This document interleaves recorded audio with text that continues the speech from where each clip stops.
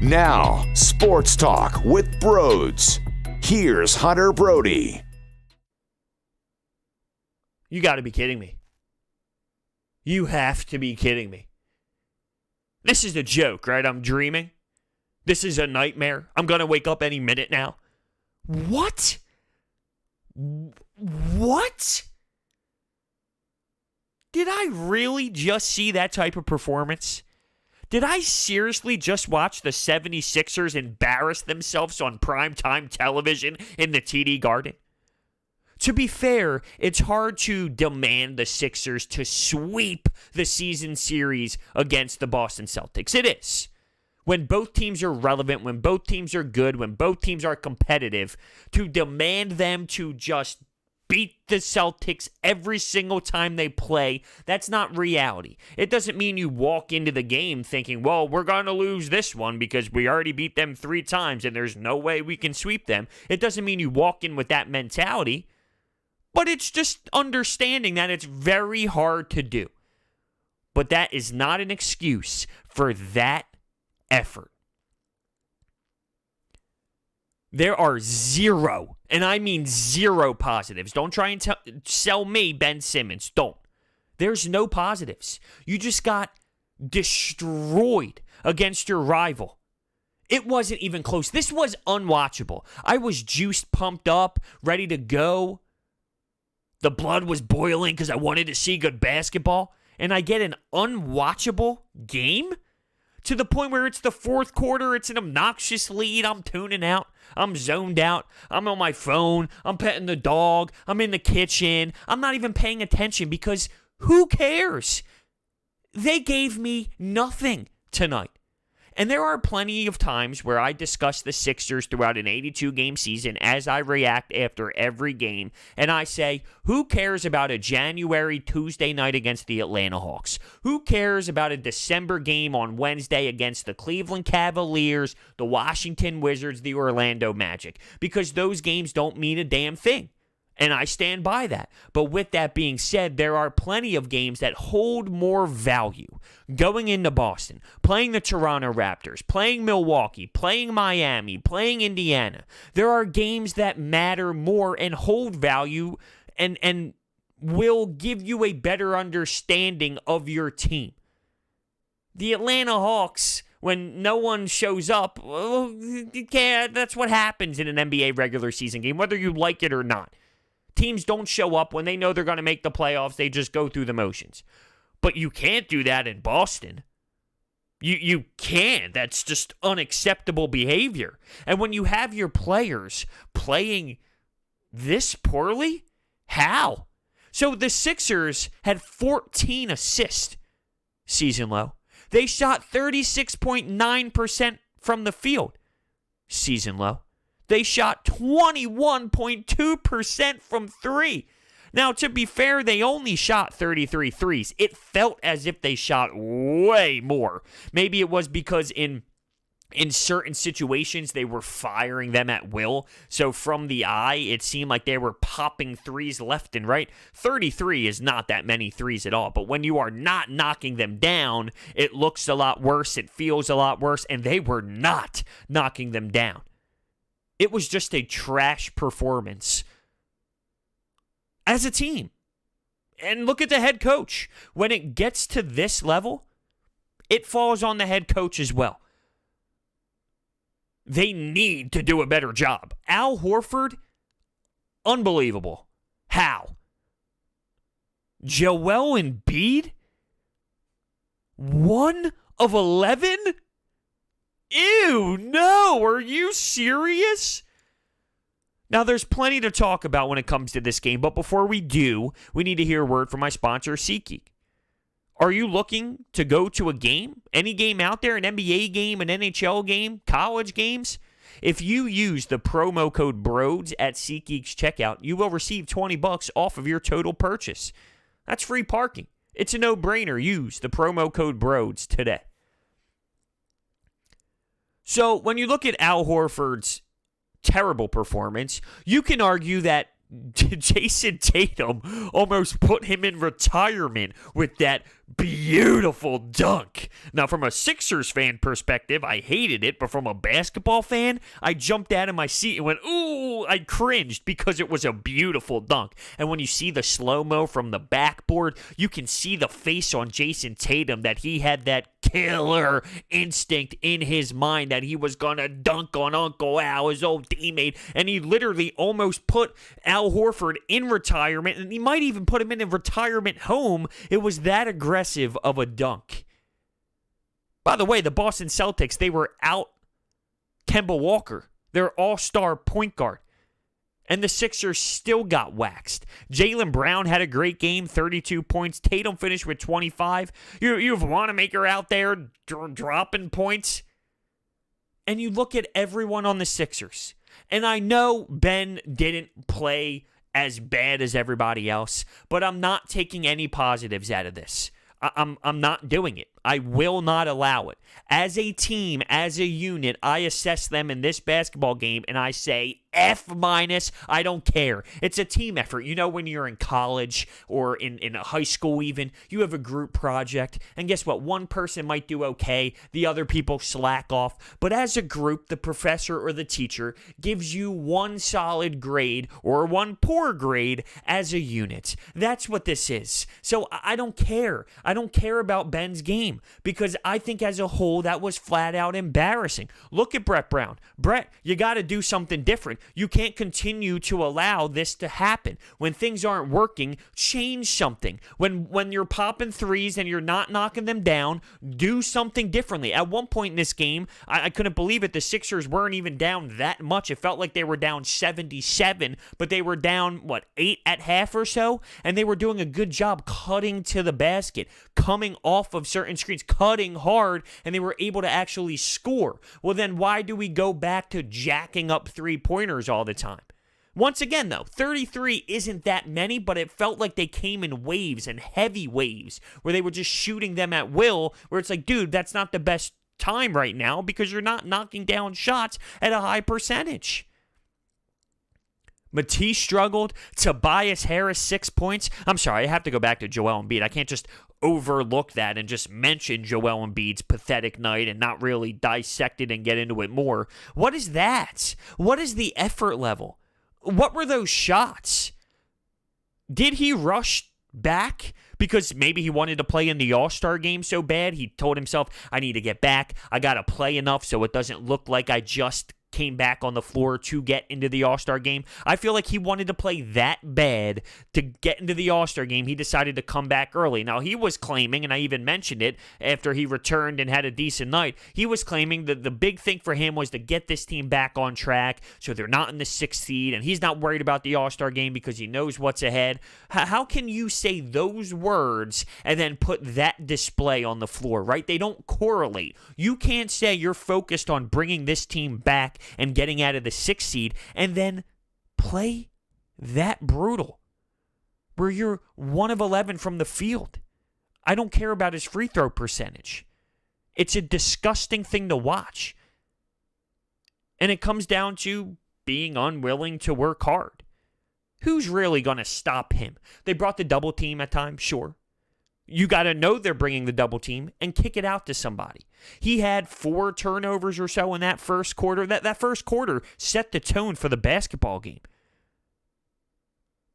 As I stated, I don't know how they were only down just under 10 when it came to half. It didn't feel right. And then from there, the Celtics just continued to slander them. You have Taco Fall in the game. Taco Fall should never touch the court when these two teams are playing unless the Sixers are blowing them out by 20.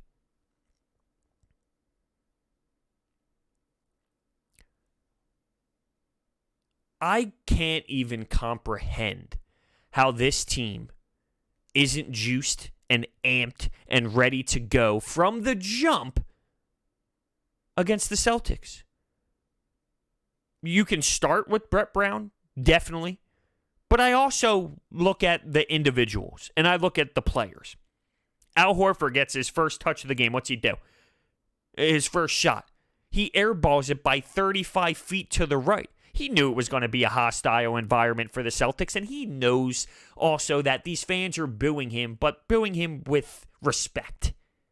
They love Al Horford and what he brought to the table for that team throughout the last few years, but he joins their rival when he comes back. They're boos. You're going to hear it. You can't be that bad from 3. 1 of 6 from 3. Not a factor whatsoever. I mean, no one played on the bench. Who played well on the bench? We get Neto back in the game. Don't give me Furkan Korkmaz and his points garbage time when it's 20-point game. I don't care about anyone's points. I don't care about anyone's game. They all did not do well enough. But it's hard for me to process not competing when you go into that arena when you're playing that team. Growing up, we had the biggest rivals, the Junior Flyers. We competed every year at the top of the league to go to nationals. We knew every season it would come down to Team Comcast, Junior Flyers, to go and make a run in nationals. There was never a game where it would be 9-1, 8-1, 7-2. Because we were all prepared to go out there and compete. I don't believe that the mindset of, because I'm sure people think this way, well, bro, you mentioned it's okay to go into Atlanta and not do it, but there's a mentality involved. There's a mentality that there's a consistent problem with going on the road and not feeling like competing. I personally don't believe that that correlates, because in the NBA, it's just the nature of the beast. There's no explaining why. I mean, you can explain why. This is how I see it. When you play 82 games and you're going up against a team, when you know you're a playoff team and you're going up against a team that isn't really that good, you go through the motions, you know you're going to make the playoffs. I'm not saying it's right, but that's the nature of the beast in any NBA team, in any organization. That's how it goes. There's so many games, things are going to happen. But I can't say that relates to going into Boston, because the mentality when you're in a pregame situation, you're warming up, you got your earphones in, you're going into bed the night before. The preparation is night and day when it comes to getting prepared to play this team. That's how I feel about it. I'm sure people are going to claim that it does relate and it's a mentality and it's a culture thing. But that's all around the league as a whole. It's an NBA problem that teams don't get up to play the Wizards and teams don't get up to play the Knicks.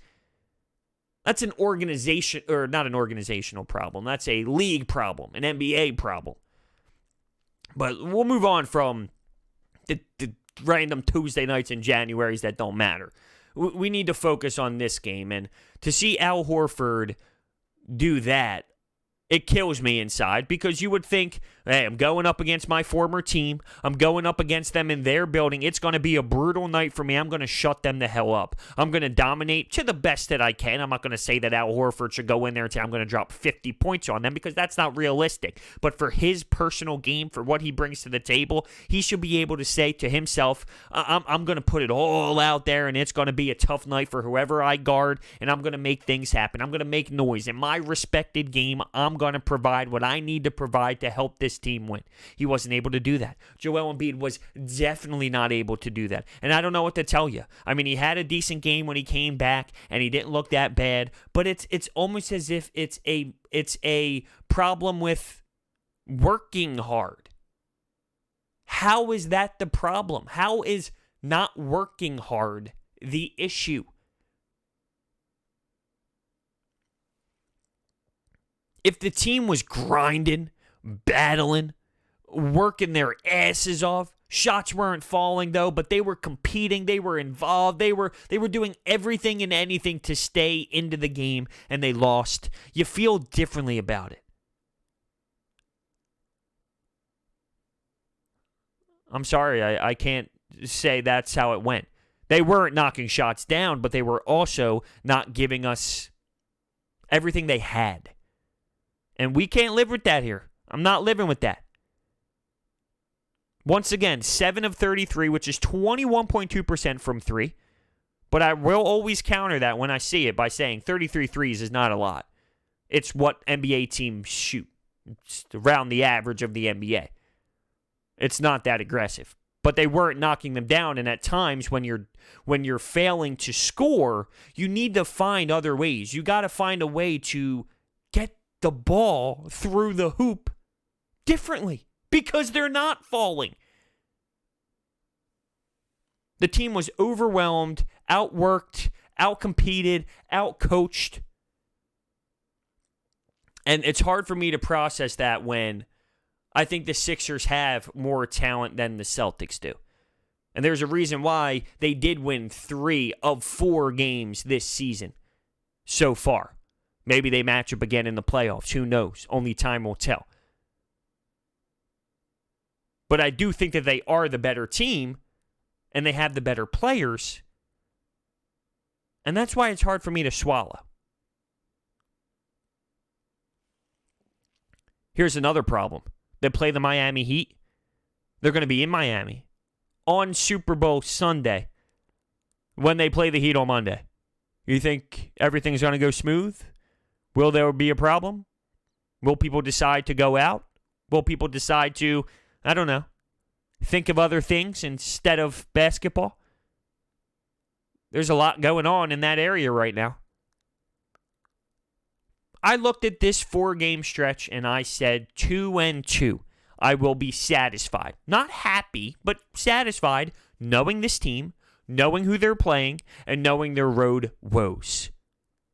We'd be lucky if they go 1-3. We'd be lucky with how they're playing right now. So there's plenty of blame.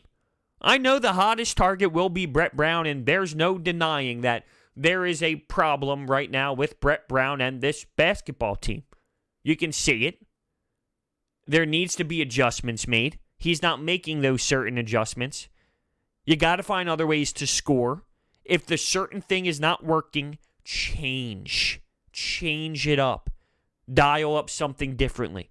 Attack the team in a different way. Find different looks. Utilize players in different situations. You can't continue to just do it. It's not going to work that way.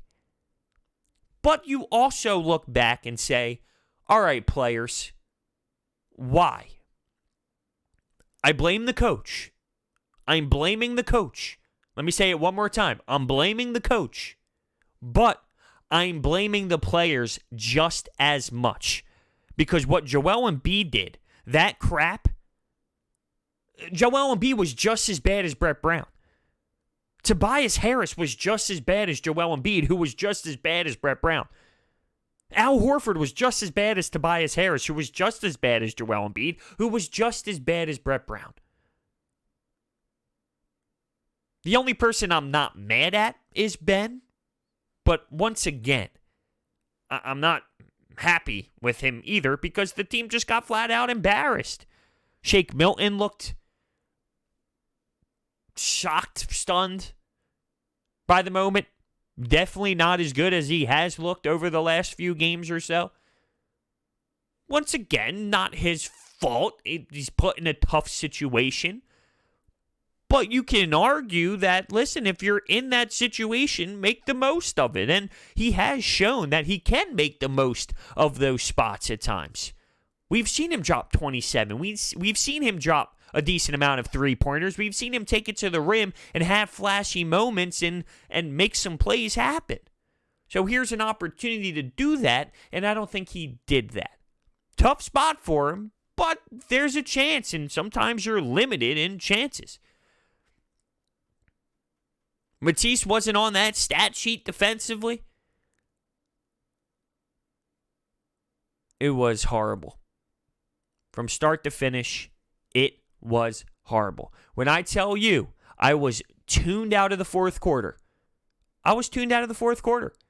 And I'm not going to lie to you. I barely paid attention. And to think that that's how it was going to play out before the game started. Like if you told me, Broads, you're not going to pay attention in the fourth because it's going to be brutal. It's going to be ugly. You don't need to watch. I'd laugh in your face. No way. Stop it. This team's going to be prepared to play, to compete. Huh. How about it? Well, it'll be interesting. It'll be interesting to see how this team fights. Telling. Because here's the thing. If they fall in Miami and it looks like this, and if Milwaukee's the same way, oh boy. Oh boy. And I'm laughing through pain. I was getting hit up throughout this game. Bros, I mean, come on, what is this? I'm pissed. I'm frustrated. What are you thinking? I'm just getting blown up. And I just put laughing emojis to everyone. Fellas, I got nothing. I'm cracking up, but I'm doing this because I'm hurt. It's my way of getting out that frustration. Just laugh it off. What do you want me to do? I mean, what do you want me to do? There's only so much I can do. There's only so much I can handle. This team's ripping my heart out tonight. Well, that's all I got for you. It was a snooze fest. I could barely be engaged in it as a fan. And that hurts. It does. It hurts. So let me know your thoughts down below. Thank you so much for watching. Hit that thumbs up button and subscribe, and I will see you next time.